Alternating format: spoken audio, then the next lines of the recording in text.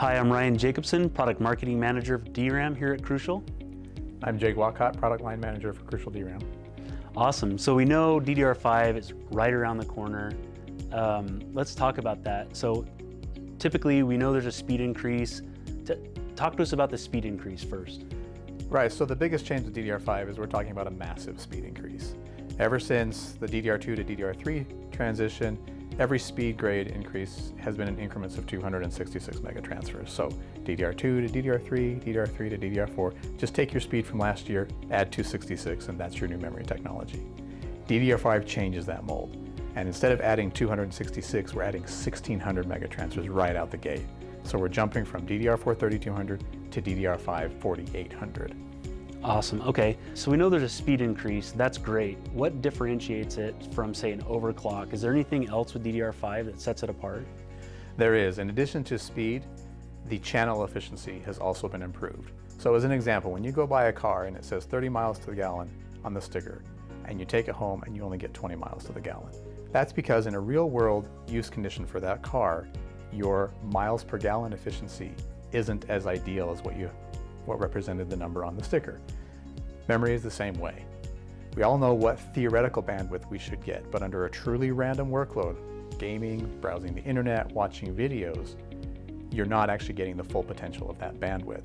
DDR5 changes the architecture so that we can harness more of that bandwidth and get a lot closer to the true theoretical bandwidth number.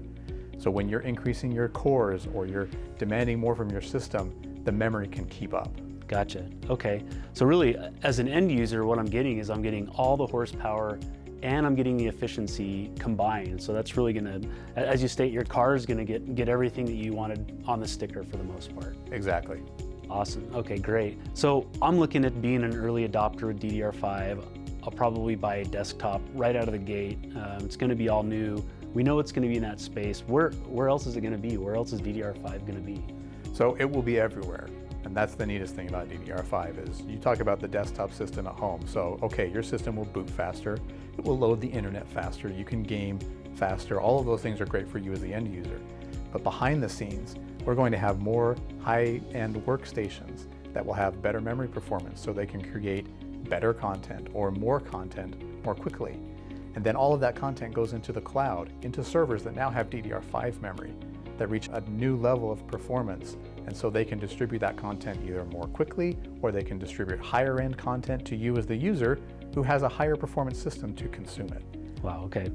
So I'm truly excited about the gaming aspect, right? I'm a gamer.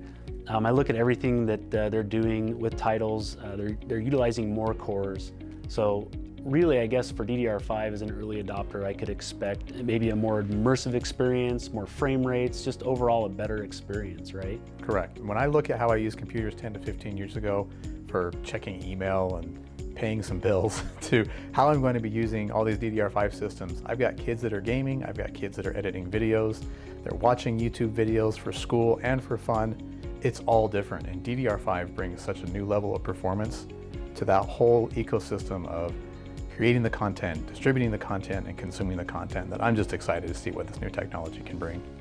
That's great. Well, it's right around the corner. If you want to stay up to date, go to crucial.com/DDR5.